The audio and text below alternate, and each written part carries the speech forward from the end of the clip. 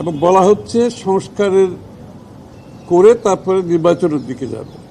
তো বিষয়টা হচ্ছে সংস্কারের প্রস্তাব কিন্তু প্রত্যেকটি দল ইতিমধ্যে সরকারকে দিয়েছে। তো সরকার কোথায় ঐক্যমত হয়েছে এই জিনিসটা কেন জনসম্মুখে তুলে ধরছে না, এটা হচ্ছে প্রশ্ন সকলের। যেহেতু সবাই তাদের সংস্কার প্রস্তাব জমা দিয়েছে, তারা তো খুব সহজে যে বিষয়গুলোতে ঐক্যমত হয়েছে সেটা জনসম্মুখে তুলে ধরা দরকার।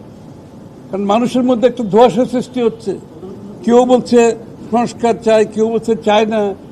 এবং এই ধোঁয়াশা পরিষ্কার করার একমাত্র পথ হচ্ছে যেই সংস্কার প্রস্তাবগুলো রাজনৈতিক দলগুলো দিয়েছে সেই বিষয়ে কোথায় ঐক্যমত হয়ে গেছে ইতিমধ্যে, সেটা জাতির সামনে তুলে ধরলেই বিষয়টা পরিষ্কার হয়ে যায়। আর যেগুলো তো ঐক্যমত হয় নাই এগুলো তো জনগণের কাছে যেতে হবে, কারণ এগুলো তো বর্তমানে কারো করার কোনো সুযোগ নেই এখানে। এটা জনগণের কাছে নিয়ে গিয়ে ম্যান্ডেট আনতে হবে।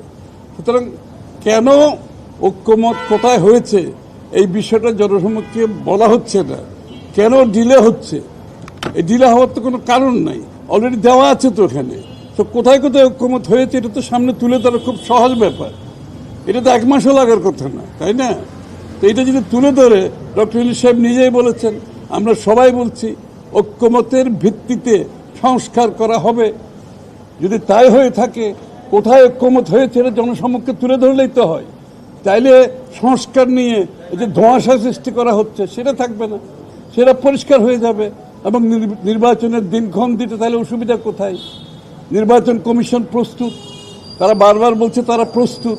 তাহলে কেন ডিসেম্বর পর্যন্ত কেন যেতে হবে, এটা হচ্ছে আমাদের প্রশ্ন।